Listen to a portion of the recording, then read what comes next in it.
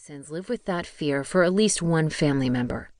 And according to the American Immigration Council, almost 6 million citizen children under the age of 18 live with a parent or family member who is undocumented. Then, there are undocumented immigrants who were brought to the United States as children, the dreamers. They learned the Pledge of Allegiance, were educated in our schools, and contribute to our communities. They are in every way American, yet they lack the opportunity to move their legal status forward. Many dreamers have a temporary protected status called Deferred Action for Childhood Arrivals, DACA. This status protects them from deportation, but DACA students continue to be used as political pawns in an ugly partisan game. So they wait for the opportunity to move from mere protection to the ability to earn legal status. These examples make headlines in our news, yet most Americans, especially Christian Americans, seem to pay little attention. So, in May 2018, when news broke about families who were coming to our borders, seeking asylum and being separated, I assumed it would be just another day of tragic brokenness perpetuated, and once again going unnoticed. But that was not the case. Multiple streams of response and outrage were expressed, and numerous groups lifted up stories, including the unique stories of Christian mothers. The issue was finally making its way to the top of the noise.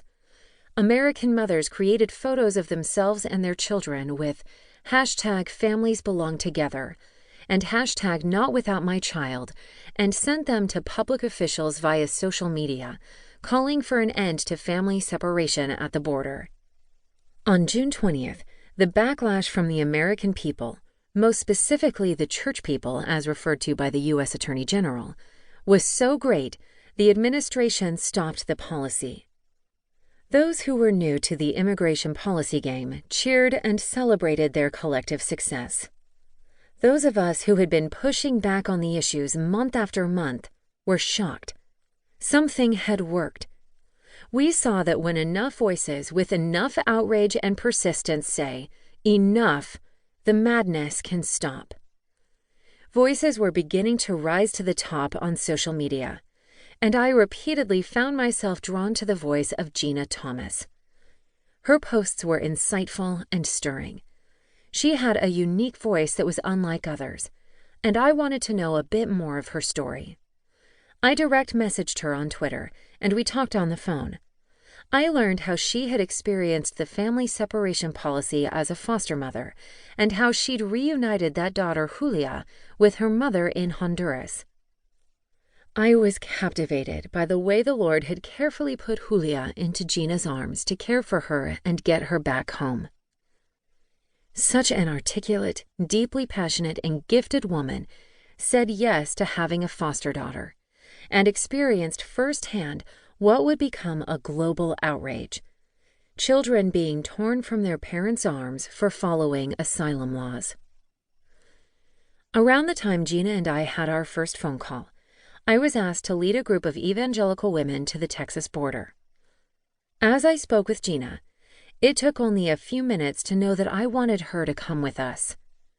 She joined our group and visited the very places Julia had been.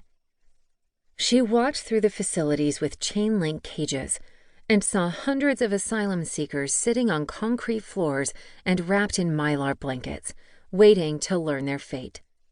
She met amazing faith leaders such as Sister Norma Pimentel of Catholic Charities, working tirelessly to meet the physical needs of families seeking asylum.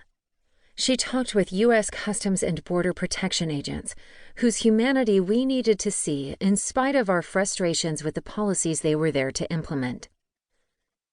Our trip to these places had a huge impact on all of us, but Gena had a unique burden. While we all cried, her tears of lament and grief came from the most personal of spaces. When she spoke, it was from a deep conviction that comes only from walking alongside people in pain. In its beautifully delicate yet prophetic calling out, this book stewards Gena's, Julia's, and Lupe's stories.